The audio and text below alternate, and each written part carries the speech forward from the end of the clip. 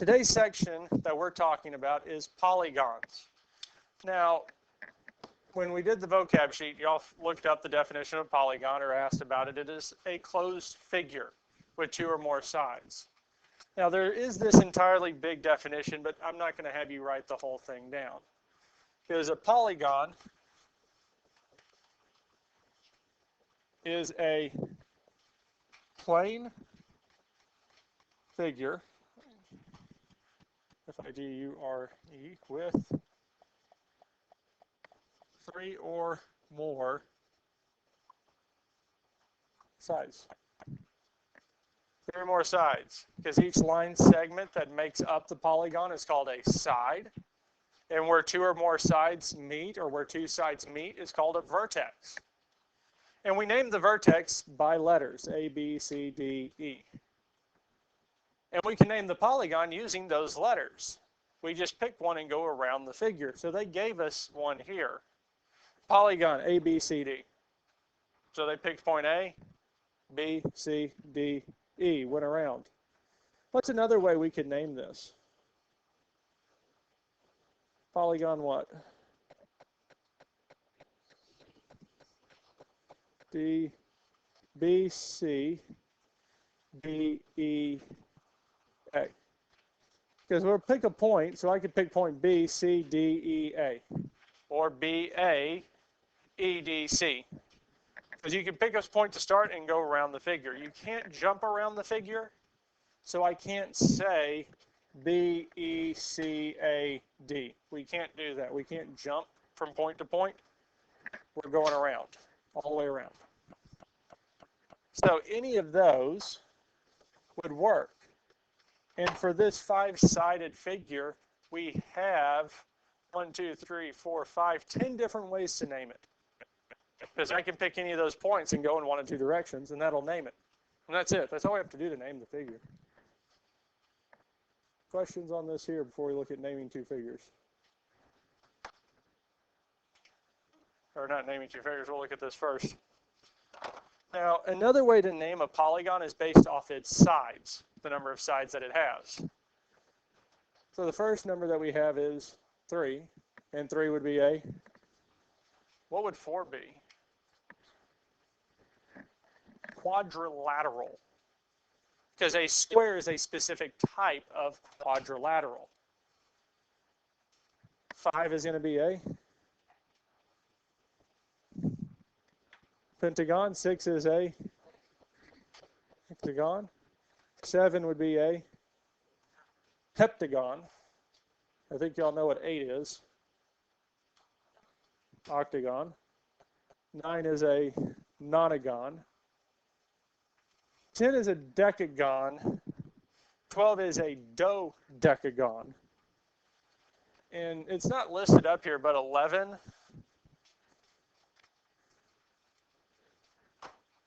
11, well, try again. 11 is undecagon. Undecagon.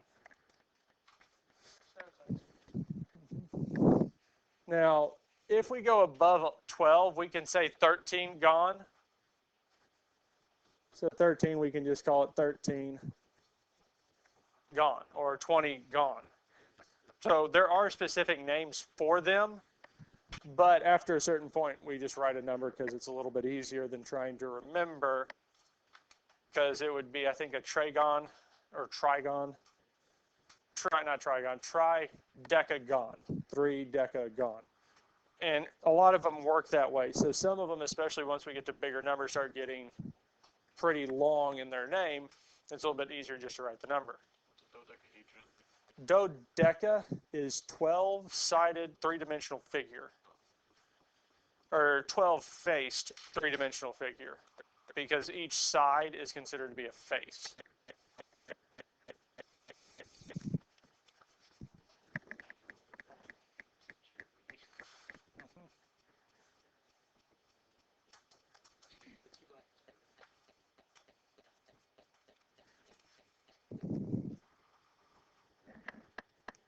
Now these here are also listed in your book. So when you're doing the assignment, this is also in there for you guys to reference back to. What does 11 do? undecagon. UN decagon. Undecagon. I think it's also good. They didn't include it in the chart, but it's a good one to know. So we'll name this one based off of the letters.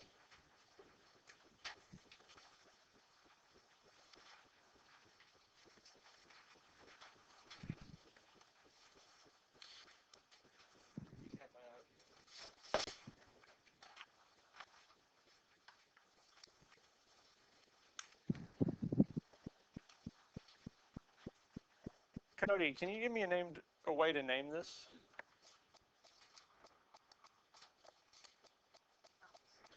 So let's use the letters. So pick a letter. Okay. You want to go left or right? Okay, so H. So we'll say what? G, and then what?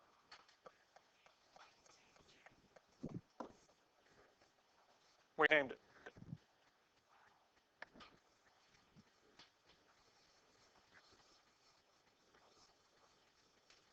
Okay, give me another name.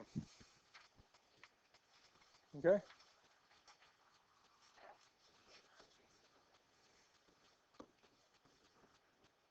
That's it. We just need to pick a starting point and go around the figure. So really, any of these vertices, E, D, C, J, H, G, F, if we start with one of those, has how many different names that go with it? 2. We can go left or we could go right. 1, 2, 3, 4, 5, 6, 7. That means there's 14 different ways to name that one figure just based off the vertices. That's all we have to do. Let's look at this other one. Not plane. It is a polygon. Let's do one name. Because F has 2, because I could go 2, 4, 6, 8, 10, 12, 14 different names. How about this next one?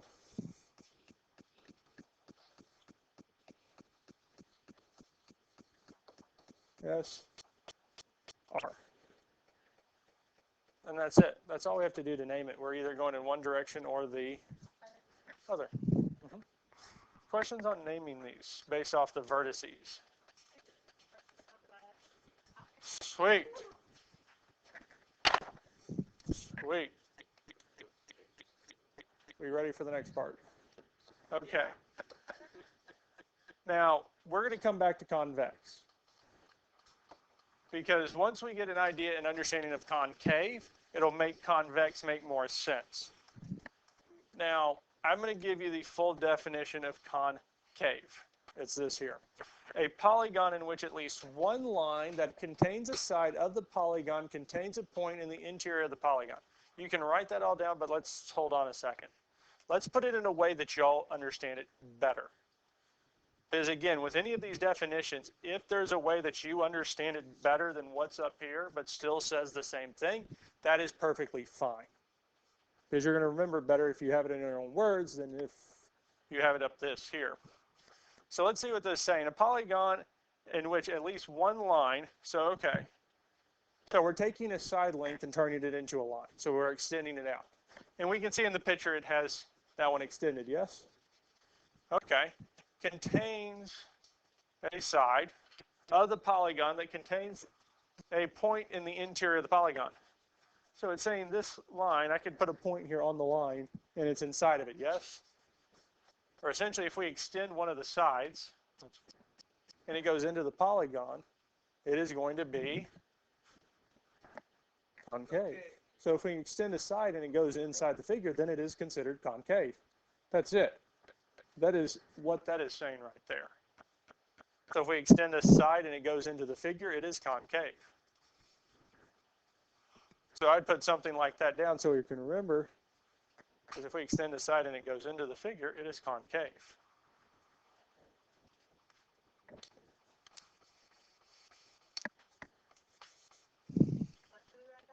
So I would write something along the lines, because Because when we extend this side length, it goes into it, doesn't it? So then it's considered concave.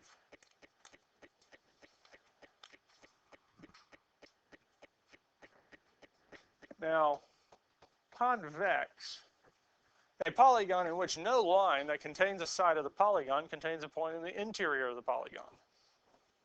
So wait a minute, if it's not convex, it's going to be, or if it's not concave, it's going to be convex. So if we can't make that, we can't extend the side and it goes in, then it is convex. That's why I like doing it in that order, because we can get an understanding and idea of concave, but convex, if we look at it at the beginning, is a little confusing. What does that mean? But concave, okay, if I draw a line and it goes into the figure, we have concave. But convex, that doesn't happen. Most figures that we look at are going to be convex. Because as we see here, we extend the side length, it does not go into the shape.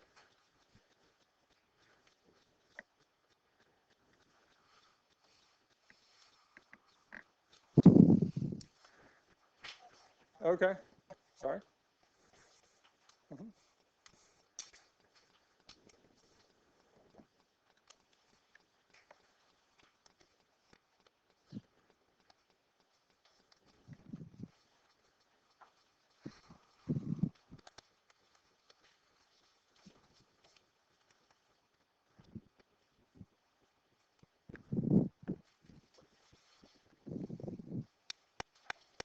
Okay, are we good to move on?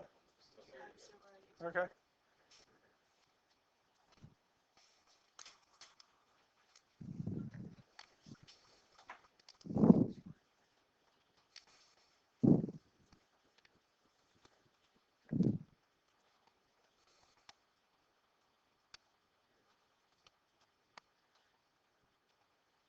Okay.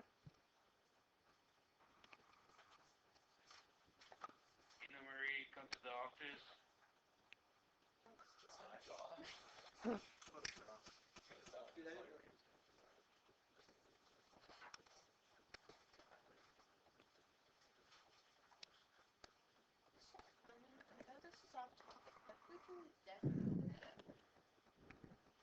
It's one of the, he was an 8th grader last year.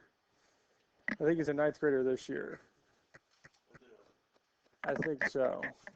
But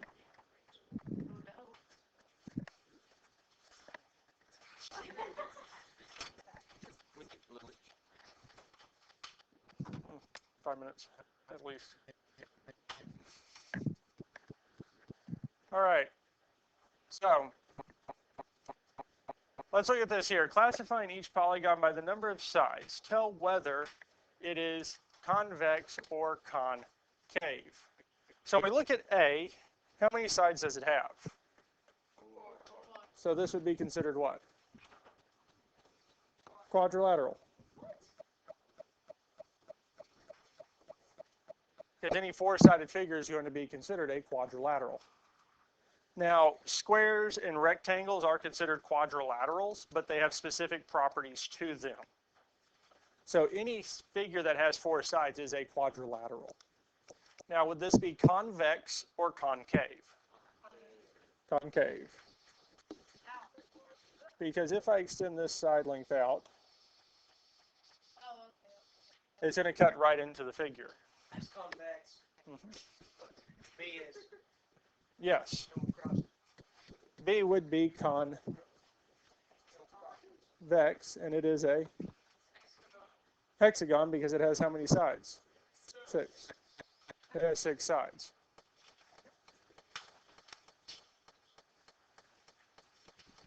Are we good with this here? Let's look at these next two. So guys, let's stay focused in here. So we look at this one here, number 1. It would be concave.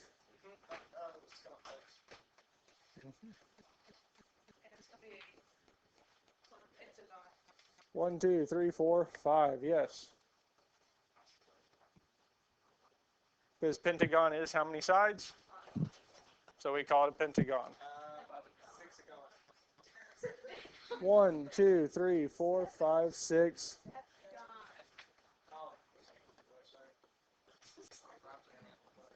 heptagon. So it will be good to be familiar with these names and what they are attached to, how many sides.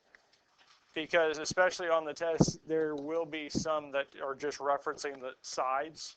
And especially when we start talking about angles.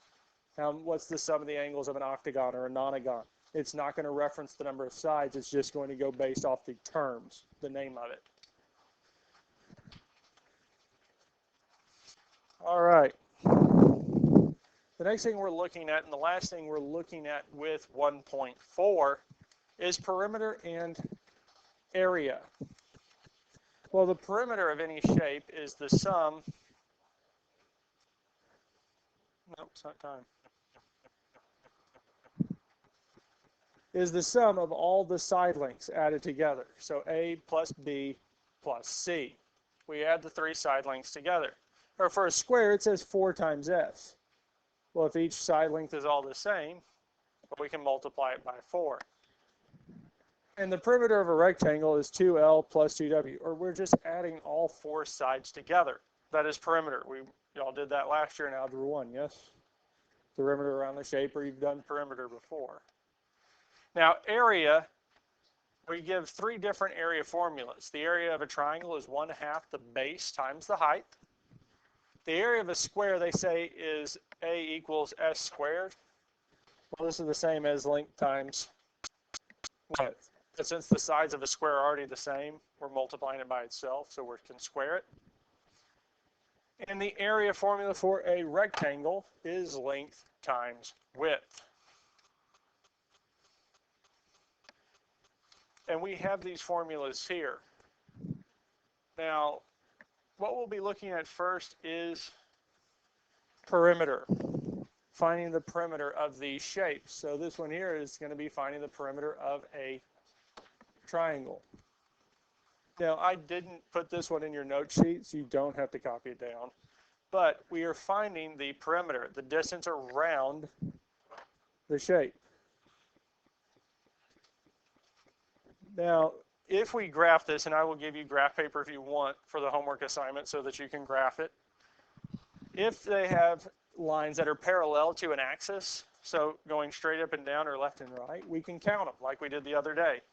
So for this here, I can count 1, 2, 3, 4, 5, 6. So that side of the triangle has a distance of 6. Yes. Yes. Now this other distance is going to be 1, 2, 3, 4, 5. So the perimeter, we have 2 of them. We have 6 and 5. Now we need the third side, yes? Because once we have all 3, we can add them together to get the perimeter. But unfortunately, that third side is not along a straight axis, is it? It's not going up and down or left and right.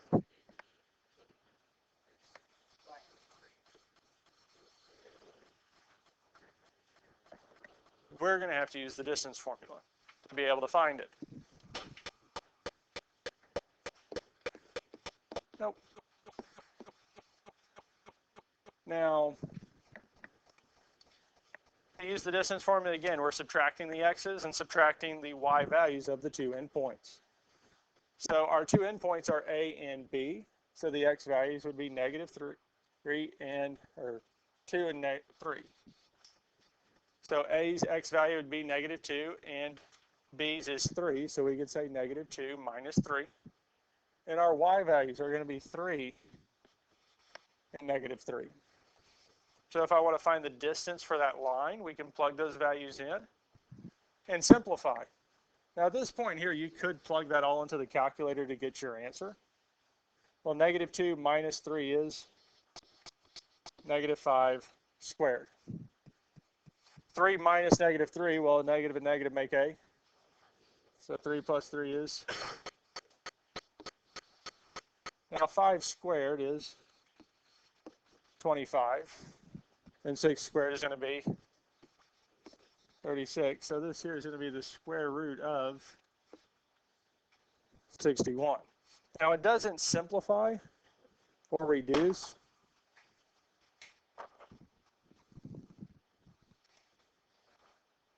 So that's as simplified as it gets. Now we can add these together. 6 plus 5 is plus the square root of. Now we can leave it like this here or turn it into a decimal. We can do it in either one. So borrow this. So we can say 11 plus second square root 61, which is approximately 18.81.